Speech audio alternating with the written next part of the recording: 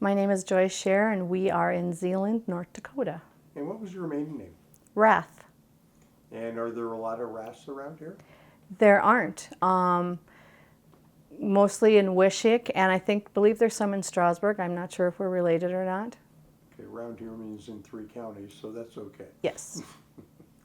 Okay, why don't you tell me about growing up? Did you grow up on a farm, or did you have any contact with farming? I did not grow up on the farm.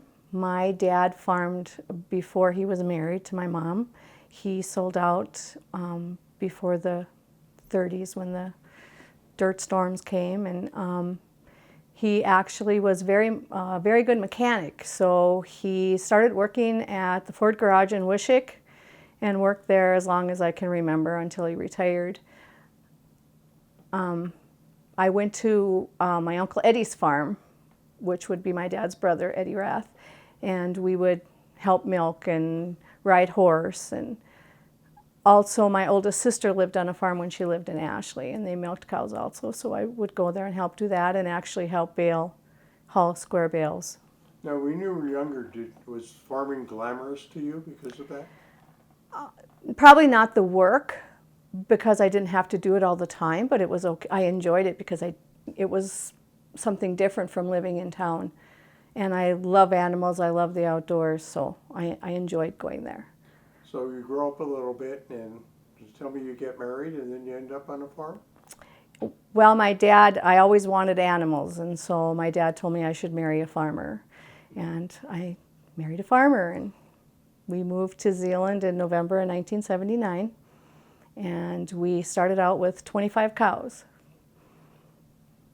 And probably our highest milking herd was probably about 94 cows. We milked in a parlor where you let 3 cows in. So you could milk, like one would be done, you'd let her out. And we did that for years. And then I can't remember which year, we went to milking 10 at a time. And so that made things go a lot faster. We did that, the girls were growing up, we didn't have the labor. So, and my husband has 9 brothers, there were 10 boys in his family, and he was the only one that wanted to farm. They worked hard growing up, and I suppose the other ones were just tired of working hard. And so when we moved on here, his 2 youngest brothers were still at home. And I had to learn everything. I didn't know what I was doing, basically. How long to milk the cows, how to feed calves. And then Tom's dad was a man that felt women should be in the house. And so it was different for me to want to go outside and to be outside. And so I learned, I had the simple tractor jobs. The first summer, actually, all I got to do it was really dry in the early 80s, and I had to watch the cows graze. We grazed all our cropland because everything was horrible, and so that's what was my job during the day, was watching them to make sure they didn't go where they weren't supposed to. And then I graduated to helping cut silage as far as hauling the silage home in a silage box, and eventually got on the cutter, did the silage cutting. And I was always the one that went home for milking, though. And it just developed from there. Towards the baling that we did, I did the baling. I love to bale. We actually just burned our alfalfa down 2 years ago. So this will be the second year that we're not making bales and selling them. So. So after you got married, the reality very different from your expectations as far as becoming a woman working on a farm? Yes and no. My Aunt Helen, which was my Uncle Eddie's wife, I saw how hard she worked. My sister worked hard, so I kind of understood what it was all about. I didn't think that. I grew up in a home where there were 3 girls, so coming to a family where there was all boys, it was hard for them to adjust to a girl wanting to be outside and work. And so I think that was probably my biggest issue, was I felt like I had to prove myself all the time. Did you feel like they expected you to be in the kitchen cooking? Yes, and if something went wrong, it was because I was a girl. But they adjusted to that also in time. Why don't you tell me about your family? So, how many kids did you come from? I have two sisters. There was 3 of us girls in that family. My mom was a doctor. We grew up in town.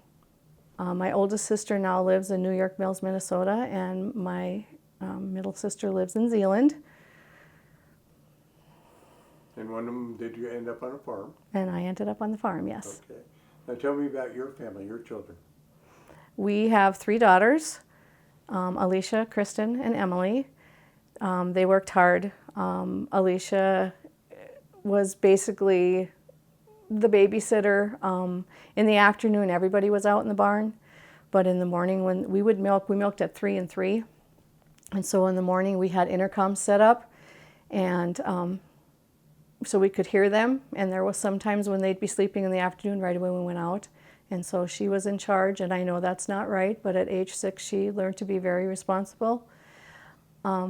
They all had to feed calves. I would say by the time they could walk, they probably held a bottle in their hand to feed calves and help feed calves.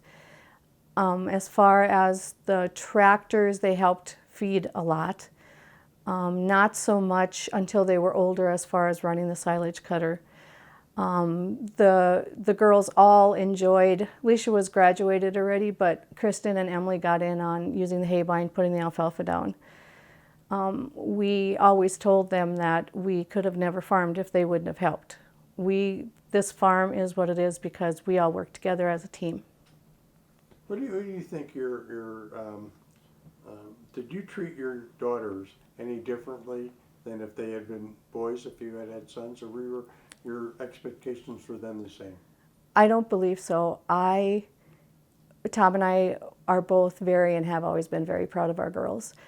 Tom's famous words were, I would put my girls up against any boy anytime, because they were patient in the barn. When he would teach them something, they kept their attention and they learned. They know how to change oil. They're not really scared of anything, because he was patient and took the time to teach them. And no, I don't believe that the farm would be any different if there would be boys here. So how old are the 3 girls and what are they doing now? Alicia is 32. She's in Fargo. She is married and has 2 children. Kristen is 30 and she lives in Castleton, and she just had a little girl. She's going to be a year old. And Emily is 25, soon to be 26, and she right now is staying with me until she moves to Bismarck. And what is she doing? She is actually a crop adjuster, and she's always been my go-to person in the last 3.5 years. She comes home and helps me do things. And after Tom passed away, she put the hay down for me, and I baled it. And so we're kind of a team, and her goal someday is to farm this farm. Okay, so you're keeping it in the family for at least that reason. Hopefully, yes. Hopefully that works out. Is it tough? Is it tough to keep? I mean, you're renting out. I imagine you're renting out things now. Is that tough? No, because there's people always want to rent your land. It's kind of disheartening sometimes to the fact that we worked so hard and we put so much time and effort into this, but things change and you have to adjust. Like I told you, I love to bale, but it got to the point where I'm kind of a proud, stubborn person, and having to ask people to come and help me service the equipment, or if something went wrong and Emily and I couldn't fix it, I've always felt like I was a burden to other people. And I'm also the business manager at the school in town and the city auditor, and it just got to be a lot. So I stepped aside with that and look forward to when Emily comes back to doing it. Now, before your husband died, were you also working in town? Yes, yes. Is that something you think is sort of necessary today for farm families? I believe it is. I think that the health insurance is a big issue, which I get through the school. And there was a time when it was really hard. We went through some really tough times. The cows always ate first, and I don't think that the girls are any less of a person because they didn't have everything that they wanted. They knew that we all had to work for the things that they had. But Tom and I had both wished that maybe we could have done a little better for them and maybe gave them a few more things. But I don't think they feel that way. How about education? Do you think that for a woman today to be a farmer, that higher education would be something that would be an advantage? I believe that when we farmed, there wasn't as much technology. I feel now, yes, it's probably necessary to get an education because things have gotten so technical and by the book. Does that make everything better? I'm not sure. We did a lot of organic farming. We didn't spray a lot. I know now that's the way you feed the world, is so that you get more. Our motto always was with the cows that we didn't have to milk 100 cows to be good. We could take 50 cows, and if those 50 cows milked well, it would be better. So instead of being bigger, we just wanted to be better. So when you were growing up, how important was education for women in your family? My oldest sister went to some college. My middle sister just worked, and I did go to a year of secretarial at Wahpeton. I believe that at that time in my life, with not knowing where I was going to be, that education was very important. By saying that, I'm not saying that being a farmer's wife, you shouldn't have education. But I really didn't use that secretarial because I got married straight out of college. Pretty much I was like 19 and a half years old. And I came to the farm and I was totally happy with that. It was okay. Do I regret not having a job back then? No, because I was at home with the girls. Emily was the first one that I worked with, so sometimes I feel that I wasn't there enough for her like I was with the other two. When you think about the role of women in agriculture over the course of your lifetime, do you think it's changed? Do you think it's different now than it was when you were getting married at 19 and going into it? I believe it's changed because I believe there are more women that are in agriculture now that have, I'm not sure how to say it, that have bit the bullet and just done it. I think that back when I was younger, it was a scary thing. And I think that when things happen to people's husbands, I don't know how many women actually stayed on the farm. I think now that men have adjusted to the fact that women can farm, although they're, and I'm not trying to sound racist or whatever, but I just think that coming into this family and seeing how important boys were, I think that out there probably are of the male sense who think that women aren't capable of farming, but I could totally see any one of my girls farming because of what they were taught. Now, after your husband died and you were sort of single running the farm, did you run any problems? We were getting about this, but getting loans or how you were dealt with by other farmers in the community? Actually, after Tom passed away, we were very fortunate that the farm was paid for. So I didn't have to worry about that anymore. There were people that thought I should sell out. They didn't know what I wanted here anymore. But this is our home. We were on this farm for 34 and a half years together. I don't know where else I'd want to be right now.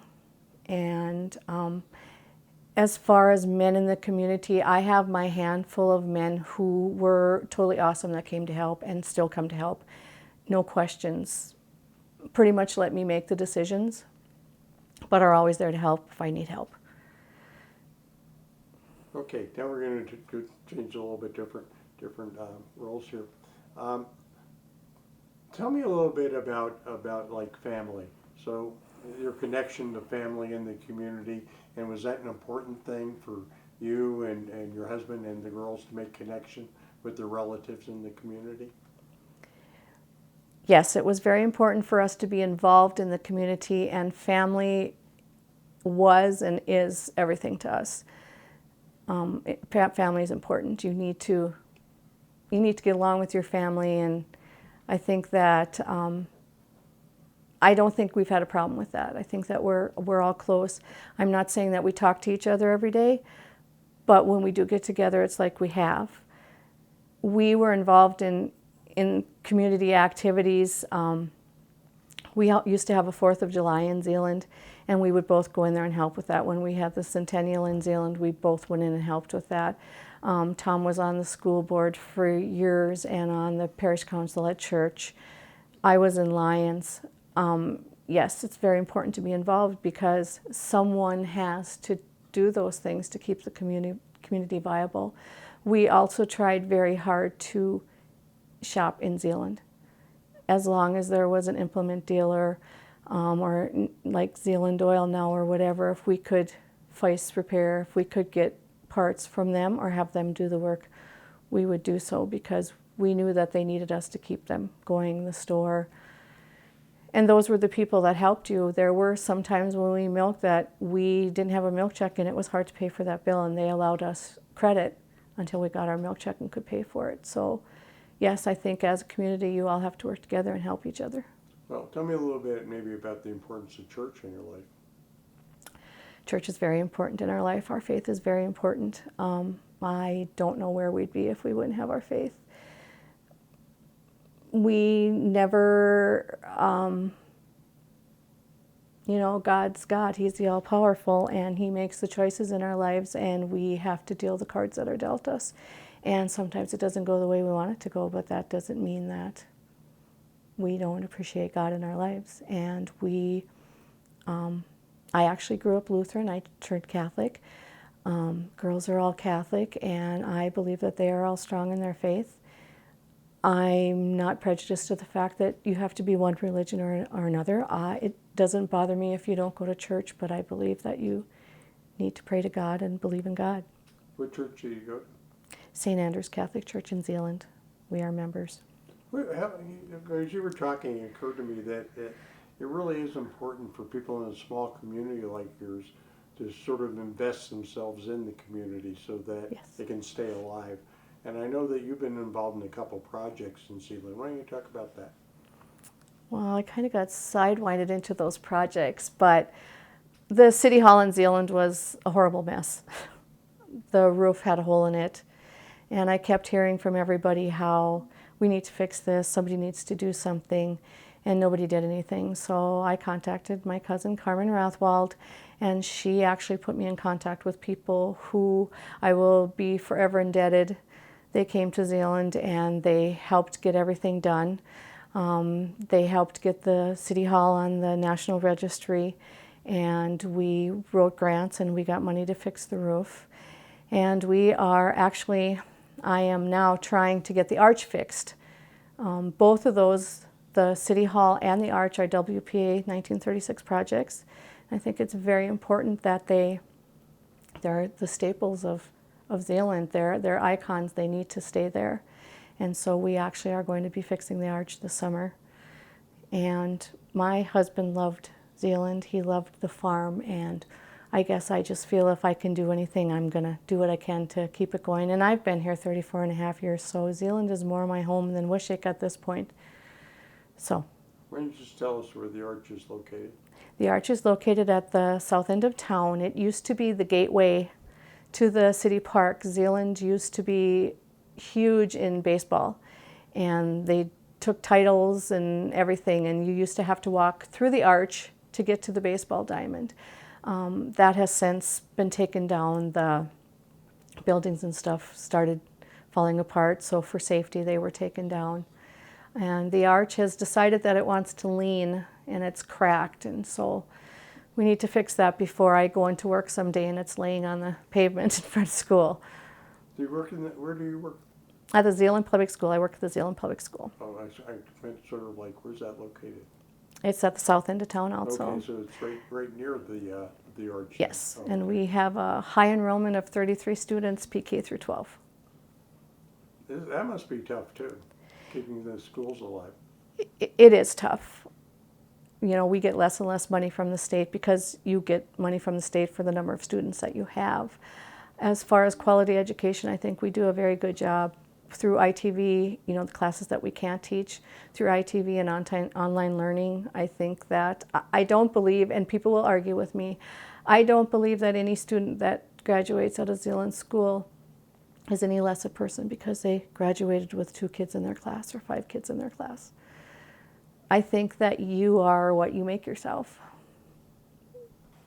When you were growing up, and then later on when you were making food, did you make a German Russian food? Did you make German food? Yes, I grew up at home. My mom made strudels all the time. Loved that. And when I moved to Zeeland and got married, my mother-in-law was, I love my mom, but my mother-in-law was the German cook. She was awesome. She taught me how to make homemade bread. And let's just say I had many failed batches of homemade bread. My poor husband had to, sometimes they would just plop on the counter and he'd just go, that's okay, we can make toast. And he'd cut them and make toast. But I learned a lot from her. Nothing was bought as far as cookies, bars, or anything. And she taught me a lot. I make strudels. I make them like my mom made them. I used to do the homemade bread. I don't anymore. Tom was a good bun maker. He actually mastered making homemade buns. We like to eat, I just take dough and I roll it out and we put hamburger and sauerkraut in there and roll it up. Nifla, sauerkraut, and wieners is a favorite. I've often thought that as I listen to people like yourself that have so many chores and then they have to cook on top of it, that it just seems like there's a lot of balls in the air. Yeah, it was tough right away. I mean, I canned a lot. I had a huge garden. I canned a lot. And for the first 4 years, we didn't have any children. So it was a little easier because you didn't have that third person you had to worry about. And then when we had our first daughter, Alicia, things changed. You had to vamp things up. And she spent a lot of time with Mom in a beanbag in the tractor with me. Because if I wasn't, if I was swathing or whatever I was doing, she would come along. And when they were little, we had playpens in the barn and they'd be in the barn. And I'm not saying it was probably the best environment for them, but we kept them as safe as we could. And it was all we could do. We had to get the work done. Had to do it to survive. Yes. Yeah. Bills had to get paid. So I'm at a point where I'm about ready to switch over to your daughter. But you get an opportunity if there's anything we haven't talked about that you might have thought we were going to talk about or you'd like to add because you thought about something we talked about earlier. This is your opportunity. I guess I just want to say that I've never felt, I'm proud of us for what we accomplished on the farm. We weren't a big farm, but we worked hard and we stuck a lot of blood, sweat, and tears into this place. And I think that we gave our kids the best family life that we could. And we brought them up to know that in life you have to work hard. You can't slough, you got to work hard. And if you want something, to go and get it. Okay, I lied about the last question.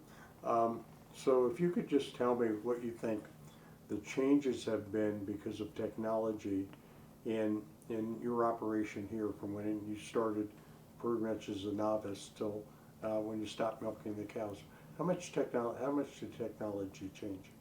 When we moved on the farm in 1979, we had to shovel the grain into the grain feeders. The grain got ground and augured up into the attic in the barn, and we had to go up and shovel that into the feeders. And when it would run out, even though you weren't done milking it, you had to run back up. Eventually, we put an automatic feeding system.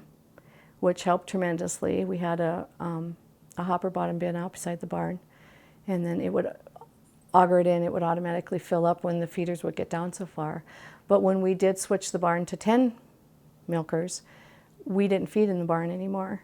And so we learned that things that we thought we couldn't get by with, having feed in the barn, that the cows weren't going to come in the barn if they didn't have feed in the barn. We learned that they knew when they were done milking and going out that they were going to get their feed, and they were okay with that. We went from milkers that you had to check the cow to see if they were done to milkers that fell off automatically. I guess that's pretty much all I can think of as far. We didn't have big equipment. We didn't have GPS on the tractors, which I know they do now, and I know it makes everything a lot more efficient. You know, we didn't get into that. We were done by the time that all came about. So do you project that things will be very different for Emily when she takes over the farm? I believe so, and I worry about that because of the expense and the cost of machinery. I think that it's sad that unfortunately she could never make it on this farm alone. They're going to have to rent more land because that's the way of the world. That's the only way they're going to make it, and that makes me sad because you shouldn't have to do that to be able to make a living. But I think that they'll do okay. Confident for her? Yes.